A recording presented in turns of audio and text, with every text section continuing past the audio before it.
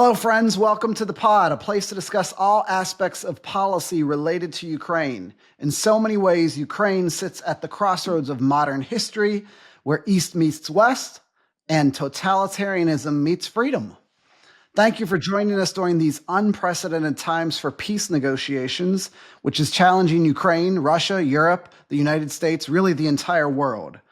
So we appreciate you joining us. As always, we're going to try to bring more light than heat during this discussion and dig deeper with all of our guests. Proud to be joined today by Virginia Governor Jim Gilmore, who served as U.S. Ambassador to the Organization for Security and Cooperation in Europe during the first Trump administration. A native Virginian, Governor Gilmore graduated with a Bachelor of Arts and Juris Doctorate from the University of Virginia, served in the U.S. Army as a counterintelligence agent. He was later elected to public office as a prosecutor, Attorney General, and then Governor of Virginia in 1997. Welcome, Governor Gilmore. Good. Thanks very much, Gary. All right. Well, let's just start off with the breaking news. At the time of this recording, folks, we just have seen that President Trump and Vladimir Putin have had a phone call this morning. There's breaking news to be gathered from that, discussing on the table was a 30-day ceasefire that Ukraine had agreed to when Secretary Rubio and Mike Waltz had met with them in Saudi Arabia. Now was the chance for Vladimir Putin to respond to that in discussions with President Trump. So, Governor Gilmore, what did we see unfold? What news has dribbled out from that phone call so far? Well, what has come out is a 30-day pause of Ukraine and Russia attacking each other's energy infrastructure and that kind of infrastructure, water, gas, electricity, for 30 days. That is not a general 30-day ceasefire, of course, or any kind of ceasefire along the lines, but it is a start. And that is what has come out so far, Gary. Listen, I have my own views about this. I think that negotiating with Vladimir Putin, you have to have your eyes wide open. You have to know exactly who you're dealing with. And this is a dictator and war criminal. And I think we all need to understand that as we go forward. But that's what's come out today. So let me say this. And what I have said is, I think that Trump is entitled to some praise here for injecting diplomacy and discussions into the process, as opposed to a big, strictly battlefield. The Russians made it clear that they were prepared to sacrifice hundreds of thousands of their own citizens in this war and try to win the war through attrition. If you can do anything through diplomacy, I think that's a plus. I think opening up communications with the Russians is a good idea, but we have to be cautious to not allow the desire for peace to become surrender.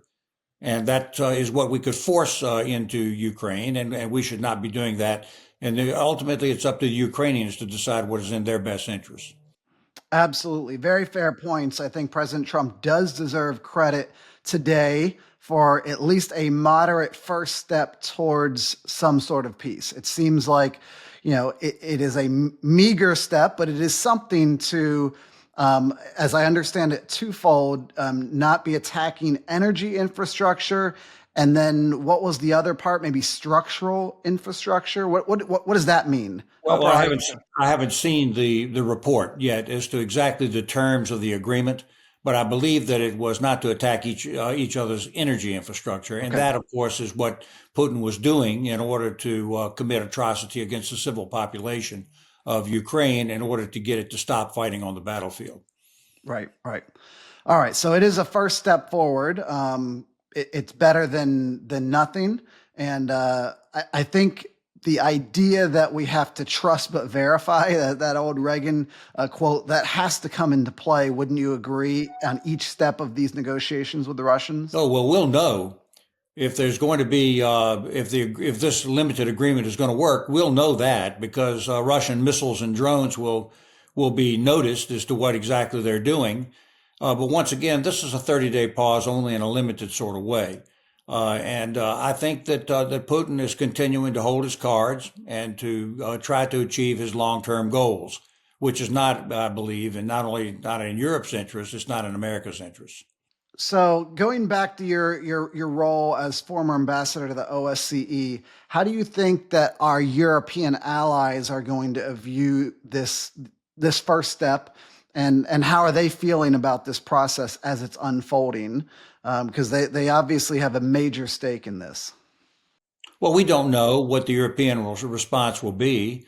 We do know that a large number of countries convened, I believe, under the Prime Minister of England several days ago, and they're trying to decide what they can do to protect their interest and Ukraine's interest if the United States is no longer present. Remember that America only has leverage against Ukraine in the support financially and with arms.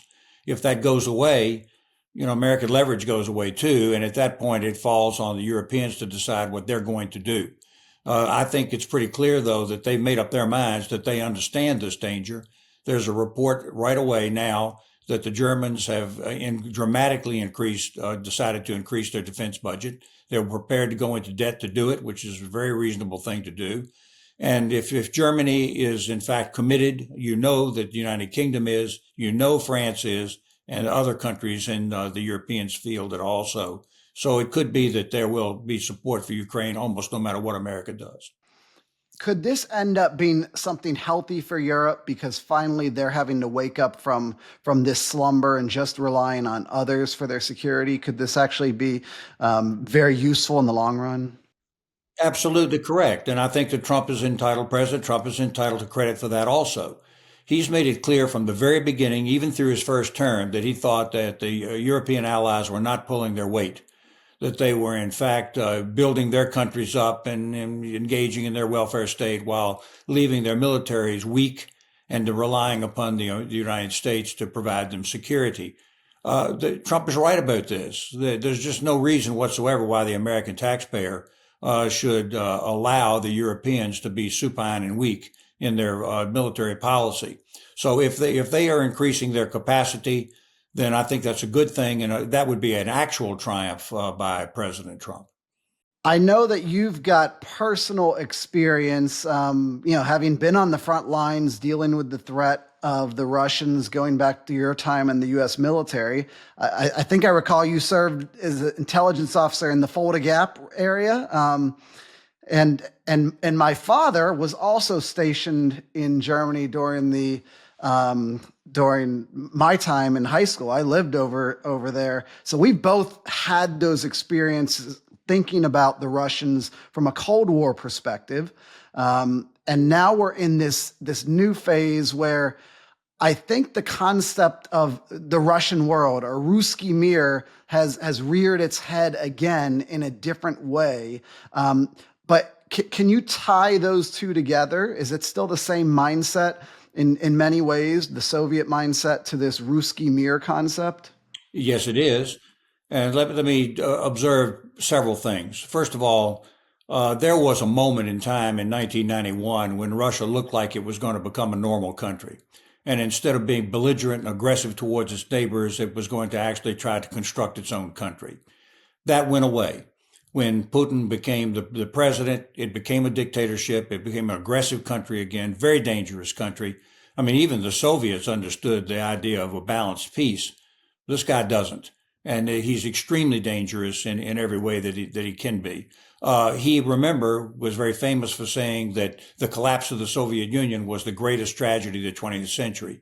Well, he wants to correct that. He wants to reassemble the Russian Empire, not necessarily as a communist Soviet empire, but as a grand czarist type of empire that would threaten and intimidate East Europe and ultimately all of Europe. And I've been relentless in my position that Europe is essential to the safety and security of the United States. Governor, I remember being in Prague, Czechoslovakia at the time, watching CNN on a street and seeing news of the Soviet Union's collapse. I was a high school student then, but this history, it doesn't always repeat itself, but it does rhyme. And I think that we can see elements of that unfolding with that Soviet mindset, the ideology. There's a lot of similarities, and Putin clearly has that same mindset. So when it comes to these negotiations, there are lessons to be learned when we think back about negotiations with the Soviets, what Reagan had to do with arms control treaties and so forth. I want to phrase my question this way, though. today is the 11-year anniversary since the invasion of Crimea. And it's hard for maybe our American audience to understand the full-scale invasion was almost 3 years ago, but for Ukraine, this war started in earnest in a very big way 11 years ago. Well, that's correct. It started when the Russians invaded Ukraine the first time in 2014. And they withdrew at that point to a point and entered into some negotiations. But their intentions at that time were to win at the negotiating table their goals and objectives and not necessarily surrender or use up their resources on the battlefield. But you're right. Now, during that period of time, Ukraine understood very well what Russia's really all about. And they used that period of time to prepare for the potential future onslaught that Russia might do again, and in fact did do, as we know, in 2022. So I was in Ukraine in 2021 after I returned from my ambassadorship in Vienna. And the Ukrainians were not under invasion at that time, except that they were partially occupied in the eastern provinces. But they made it perfectly clear that they intended to survive as a country and survive as human beings and not allow themselves to be murdered by the Russian dictatorship. Right. Governor, we really have this question of NATO that comes to play. Clearly, Putin has lost a lot with Finland and Sweden joining NATO on his borders and really uniting Europe in understanding the threat that Russia now poses. Would you agree that is a major result of whatever this full-scale invasion has happened? And how does Ukraine view NATO now and their potential ascension? Well, first of all, I believe that the Finland and Sweden joining NATO was one of the greatest developments in Europe since the fall of the Berlin Wall. These are countries who were extremely friendly to me when I was in Vienna. I understood very well, and so did they, what side they were on. They understood the Russian threat, but their joining is a big step forward for the West. Second of all, we should recognize that in Putin's eyes, his long-term goal to be aggressive, to threaten his neighbors, to reassemble the Russian Empire, the principal impediment to that is NATO. So his medium-sized goal is to eliminate NATO and to break it up and to prevent it from becoming an impediment to his ambitions. But I think, Gary, the fundamental question here is less than the instrumentality than the big issue here. The question is it in America's interests for Ukraine to be subjected to conquest, its leadership murdered, its people turned into serfs of the Russians? Is that in the American interest? Does that help Putin in his long-term goal? Does it threaten Eastern and Western Europe and ultimately the United States? And I believe that it does. So that's what our stake is in the Ukrainian war. And by the way, it extends even beyond Europe and into the Pacific. Yep, great point. One could argue that NATO has really been one of the most successful treaty organizations in the history of mankind. I can't think of another, but maybe you can. Would you agree with that analysis? I absolutely would. And I think that we have to continue to tell everybody, especially the Russian people, if you could get to them, and the American people, that NATO is a defensive alliance. Over the years, NATO has not become an aggressive alliance towards other people. It's defensive in order to protect the people of Europe and to protect the people of the United States.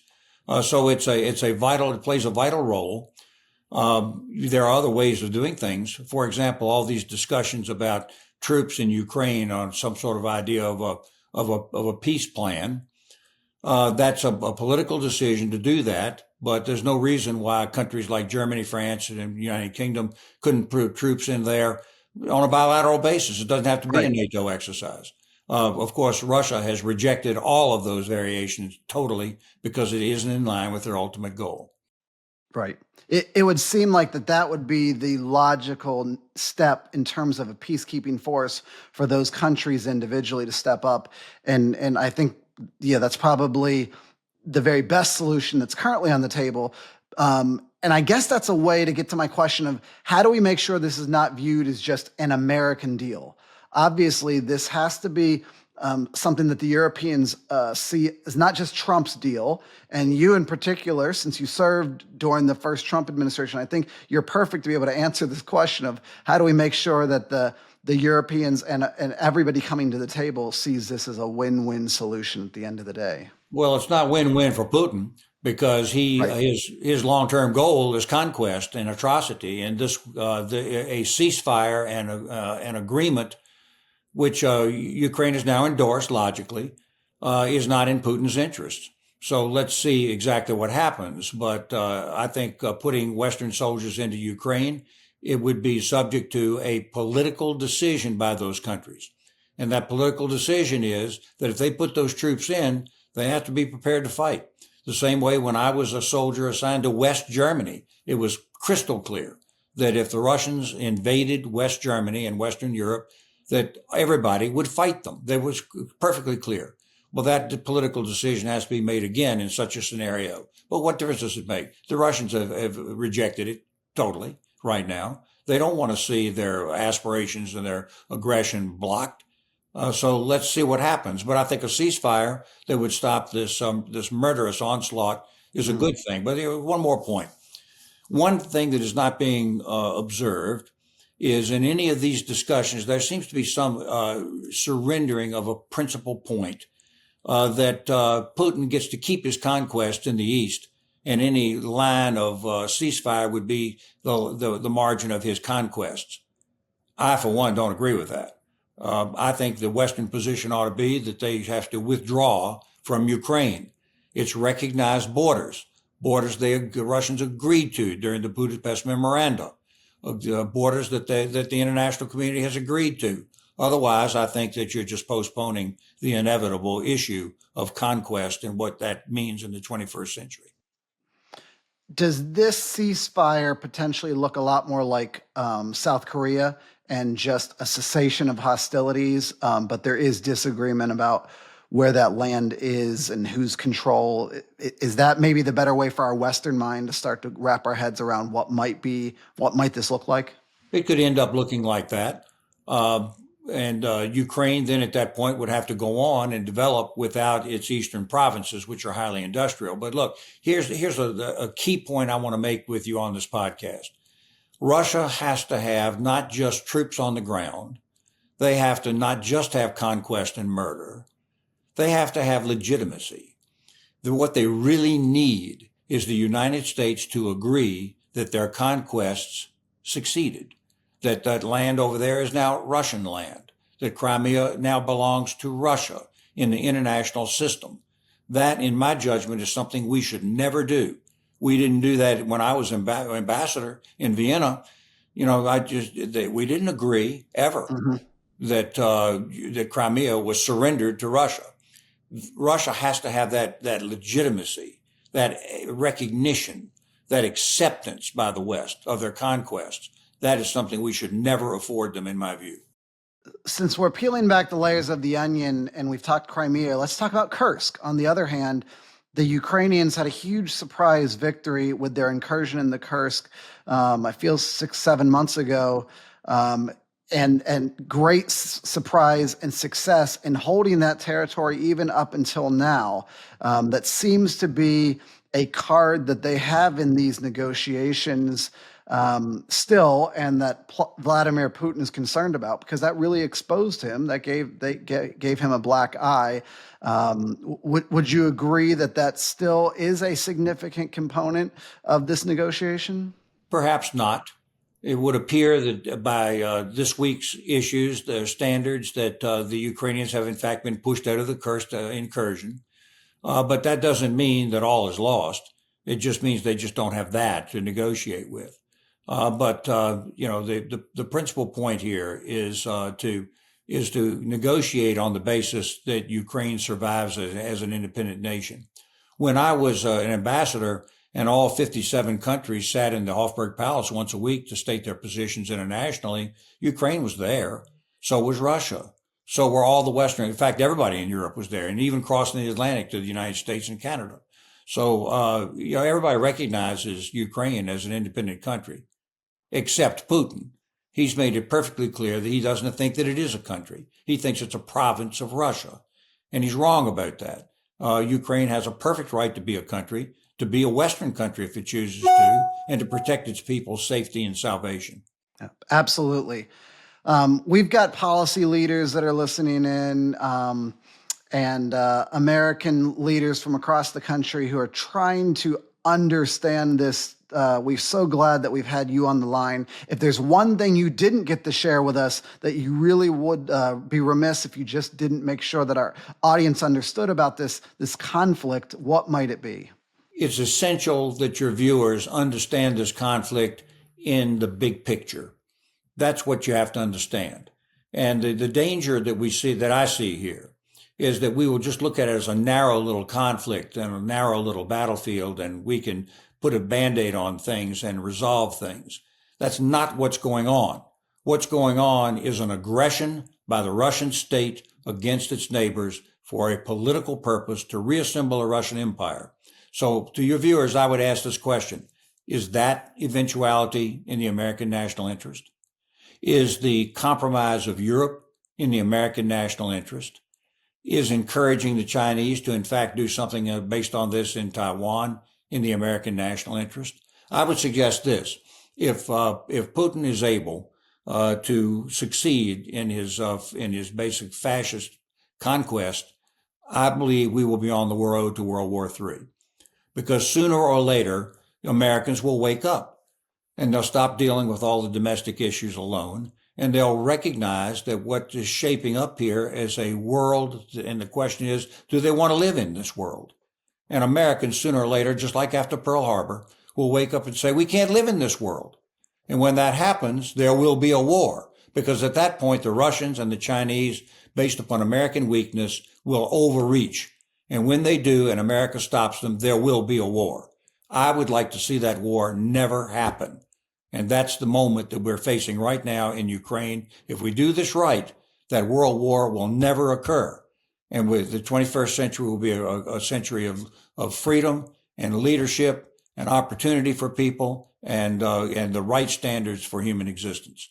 But that is the moment we face right now.